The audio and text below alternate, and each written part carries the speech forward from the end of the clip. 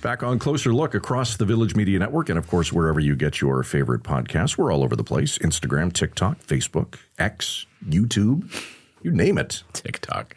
All the kids are watching us on TikTok. That's right. 7 o'clock every night. They're just gathered around their devices. Come on, kids. Scott and Frisco are on. Okay. We're going to talk a little ex-Prince Andrew. Yeah. We're investigating the Epstein files tonight. We are. It's finally time. It's finally time. We're up in our game. They are going to release the files after they watch this. Yeah, he's in a little bit of hot water. Yes, to say the least. Yes, the former Prince Andrew. We're not going to go into all the details. Everyone knows what the Epstein files are, I think everyone knows, or most people know, Prince Andrew's connection. He was close friends with the notorious sex offender. Yes, he was. All kinds of evidence has come out kind of slowly and now rapidly over the years. The former prince was stripped of his titles and was arrested. I think last month he was arrested. Yes. Remember the photo? The photo of him in the back of the vehicle? It was Phil Noble from Reuters. Reuters, yeah. That captured that photo. Fantastic photo. Yeah. And he's now living at one of the cottages, I guess. Yeah, he's at Wood Farm at Sandringham in Norfolk. But it's interesting how he's facing criminal charges. Misconduct in public office is the charge. The specific details aren't known yet, as far as I've seen. But what's happened with Prince Andrew is Prince Andrew has some strong connections to a part of Ontario. Yes. Sort of the Peterborough area, Lakefield, Selwyn Township, beautiful part of the province. Is it ever?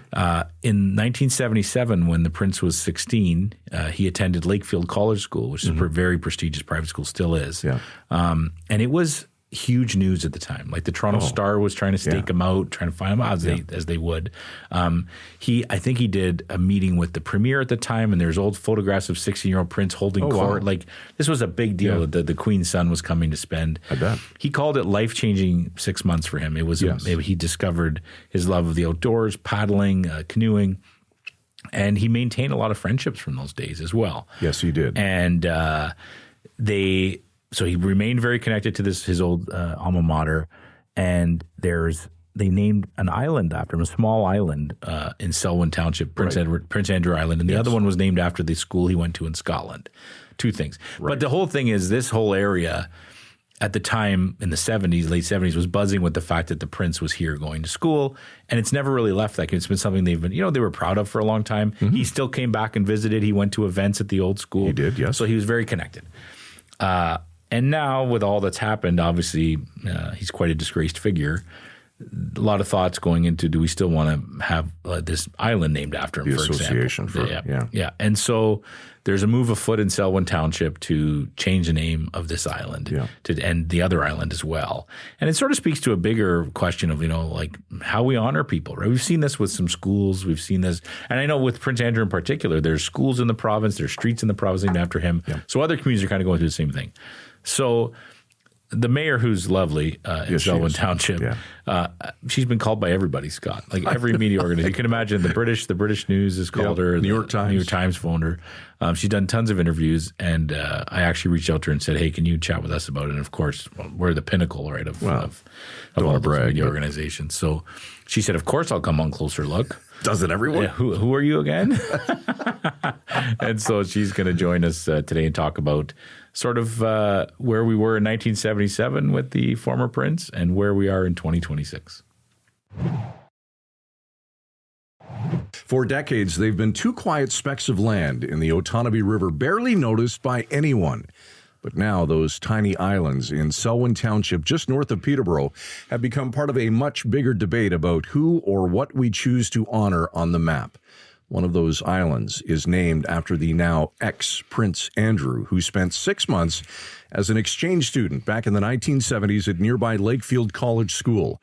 Of course, King Charles's younger brother has been exposed for his close ties to notorious sex offender Jeffrey Epstein. And now the town wants to drop the name of the island. Joining us this evening on the show is Selwyn Mayor Sherry Senes, who's leading that push. Madam Mayor, welcome to the show. We appreciate your time tonight. Thank you very much. Thanks for having me. Mayor, the former Prince Andrew has long been connected to your neck of Ontario. That's because back in 1977, when he was 16, Queen Elizabeth's son attended the very prestigious Lakefield College School. Do you remember hearing about that when you were younger? Has the royal connection always been well known in your community? Well, I think at the time, people were quite proud of the fact that we had a royal that was attending school in our area. Do you remember, like, were people, the town buzzing about it? Were people looking for him at the time? Oh, yeah. I mean, it was a big deal for our small little area to have someone that was that famous coming to our school. Yeah, I can imagine. Did you or anyone you know meet him at the time? I did not. There are some locals that did.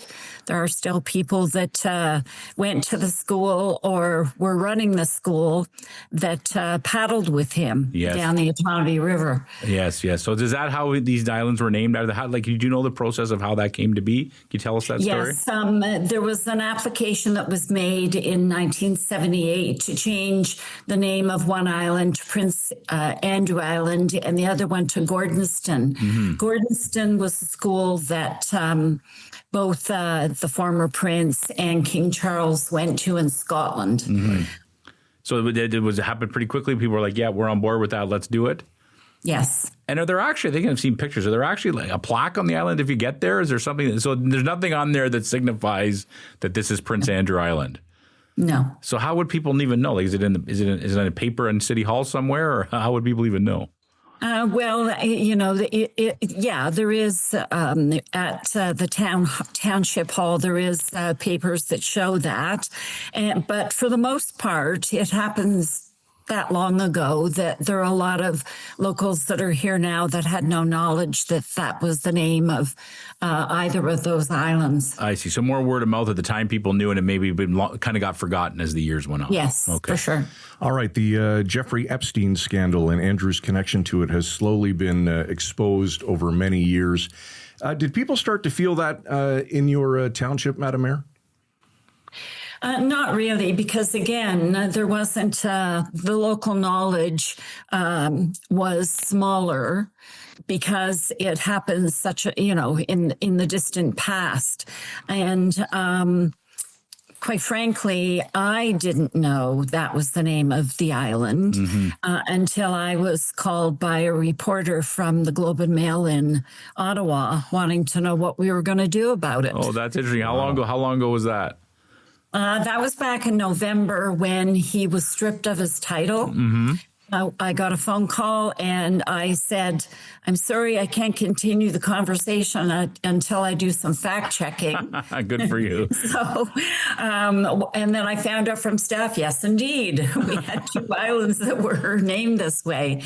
And so that prompted me to bring a motion to our township council to ask that staff come back with a report as to how we could change the names. That's amazing. That's a great story. Can you walk us through that? So what happened after that? How long did it take for that report to happen? To walk us through it. That happened in November. And we also wanted to have our First Nations. We've got a reserve, Curve Lake First Nation, that's in abutting our township. And we wanted to involve them as well. And so staff was going to be coming back with this recommendation or this report, but it wasn't something that was like there are a lot of other things we have on our plate to do with the township. It wasn't at the top of the list. And it wasn't until the former prince was charged or arrested that it started the flurry up again. And staff then came with a report to council suggesting we had two options. We could we don't have the ability to make the decision. Like we can ask that the names be changed, but it has to go to the Ontario Geographic Names Board. Didn't know that kind of thing. Didn't know that existed either. That's two things. That's two things we didn't know existed. That's right. And so they're the ones who make the ultimate decision as to what the name will be of the island. In the past, they were named Island 8 and Island 32. So there was no significance to the area. And so that was option one, just to ask them to rescind the names. Option two was to ask them to rescind the names and to provide alternate names for the islands. And that's what council chose to do. They wanted to show that the islands have some significance to the area rather than just a number. Yeah, as it should be that way. Now, we know ultimately the decision by council was unanimous to do this, but how much discussion was there, if any, leading up to that point, or was it very short, sweet, cut and dried that there was no debate, this has to happen? Yes, that's exactly what it is. There was no debate. Everyone agreed that this is the direction we should go. And so now staff have sent a letter already to the Ontario Geographic Names Board and asked them to rescind immediately. And they will go about having their discussions with Curve Lake and with our other stakeholders to come up with a short list, which will be presented to the public, and they will get to weigh in, and then we'll send the application in with the preferred names. Okay. So will the rescinding happen first? They'll rescind the name, then that process begins? So how long do you think it'll be till it's official that this is no longer Prince Andrew Island? That's up to this board, and I understand that they meet 4 times a year, and the next time they're supposed to meet is in the summer. So, and we've been told that the whole process, like to finally give us the okay with the new names, could take up to a year. Okay. We talked just before the cameras started rolling that you've been spending a fair amount of your time doing interviews on this topic. We know that you've gotten calls from the New York Times, the Sunday Times. Of course, now you've reached the pinnacle. You're on Closer Look. Were you surprised, Madam Mayor, that such a small island in Selwyn suddenly became such a massive international story?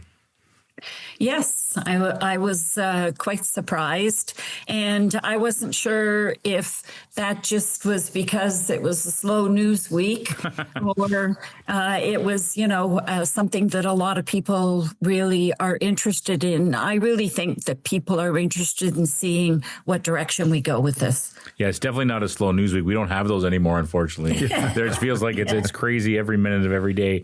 It's a little bit, I don't want, no, sad is the right word, but there was for a long time, Prince Andrew's connection to your area was very strong. Yes. It was something they were proud of. I know Lakefield College School is very proud of this. I think he was their honorary chair for a long time. Is it sad in the community that this is, again, it has nothing to do with the community. It's not the community's fault this happened, but it's still sad is it still sad that this has happened knowing the history?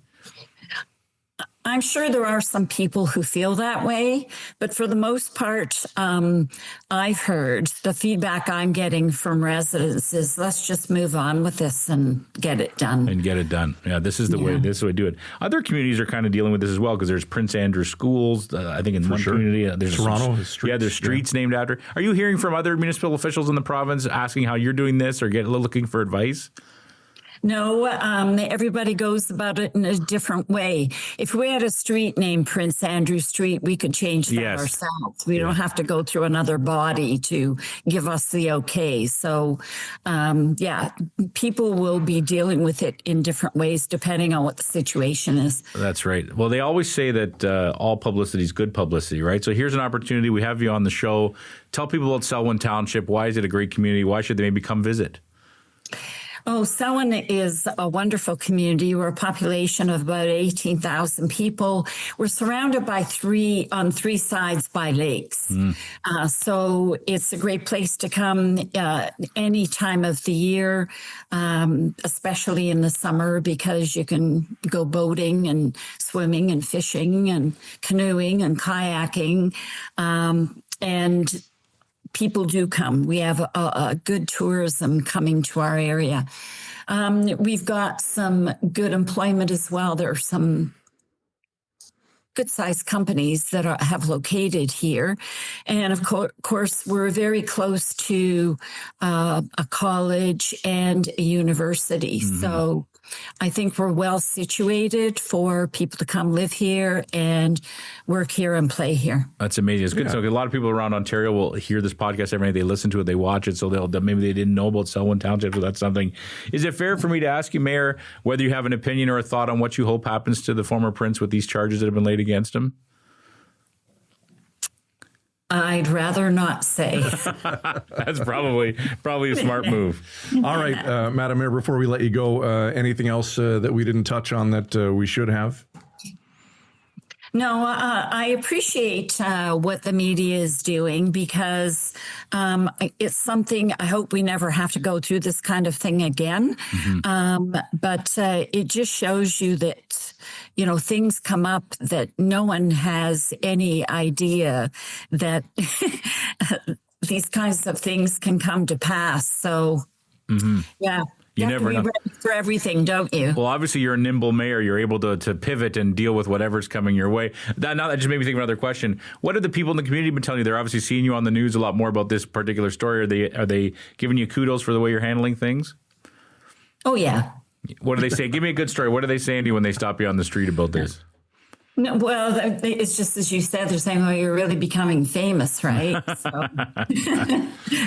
All right, good stuff. Well, I'm sure you've got Lester Holt and the NBC Nightly News crew standing by, so we'll let you go to that one. There's Sherry Sennis, the mayor of Selwyn Township. Madam Mayor, we truly appreciate your time this evening. Have a great weekend. Have you ever been to that part of the province, Peterborough? Yes, It's beautiful. It is. It's a very nice. Absolutely, I can see beautiful. why people live there for sure. I think Neil Young still lives around there, doesn't he? Too? Does he really? I could be wrong. You're never wrong. Well, seldom. I'm often wrong. I mean, once in a while. I'm often wrong. I can tell you though, I did. It always comes back. I feel old, but I did cover the Prince Andrew case, the Prince Andrew's connection to Lakefield. The reason I know it so well is because while this Epstein stuff was going on in the early days, there was another scandal going on at the school where he had donated a baptismal font in honor of the old chaplain who was a close friend of his when he was there at the time. Right. And it turned out that font triggered some sexual assault victims to come forward. Yes. And it triggered a whole bunch of different victims to come forward. And it was one of those moments where it was kind of the beginning of the end for Lakefield's connection to Prince Andrew. Yeah. At that time, he was still connected to the school. Yep. They've since severed all ties. Yes, they have. And he is definitely not someone that area takes pride in anymore. No, that is exactly true. All right. Closer look at villagemedia.ca. Flip us an email. We'd love to hear from you. And of course, sign up. People are doing it by the droves. Closer Look Podcast. They are by the droves. Closerlookpodcast.ca. Zach Trenzo back in control of the program this evening. Michael Friscolanti is our editor-in-chief. I'm Scott Sexsmith. Thanks for watching. See you tomorrow night at 7 right here on Closer Look. Frisco and Scott's Wardrobe provided in part by Moores, Sault Ste. Marie.